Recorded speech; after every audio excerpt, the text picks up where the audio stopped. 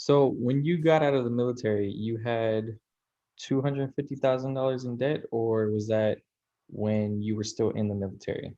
After the military, I got out, and then I thought I was going to go be on the World Poker Tour. I thought I was going to be a gambling survivor.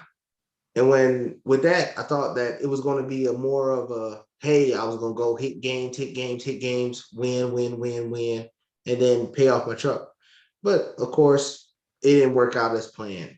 And then from there, I had to move to San Antonio. I thought I was going to continue playing poker, and then I thought I found some poker games where I could win at, but then I was just losing. And then I remember talking to a guy who I thought that had a real high net worth, and he was more of what I call flashy money or fake it till you make it. That's another story about fake it till you make it, but you can ask me about it later. But I talked to a guy that was very flashy, fake it till you make it kind of guy, and he told me that, oh, the housing market never goes down. You need to buy a house. So after talking to him that night, I think I talked to him about 3 or 4 in the morning, something like that. And then I went out and then applied to buy a house. But back then, during the financial bubble of 2007, and I bought my house in December 2007, I went to the bank. I had the VA loan. And so VA loan, if anybody don't know, that's no money down to buy a house. And they let me purchase a house. But the problem was the bank never verified income or anything to let me buy the house.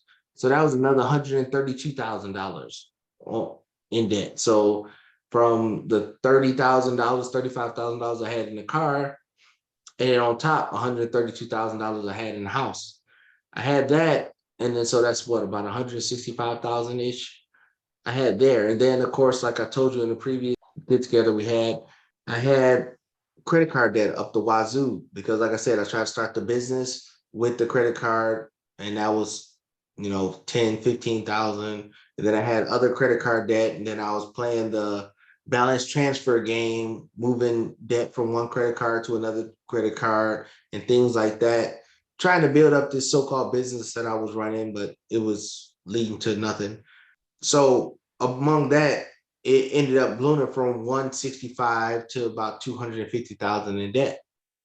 And that's how all the debt accumulated. But again, I still had no income, or I had the job working at, Burlington Coat Factory, paying me about $9.50 an hour. So it was paying about $300 a week, but gas prices was $4, $4.50 a gallon.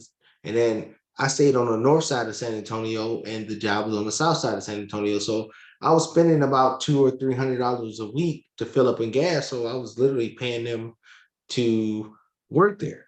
And that's how the $250,000 of debt accumulated on top of me going out, eating, drinking, partying, clubbing. So that's where the accumulation of debt on the credit card side accumulated because I was just faking it till I made it.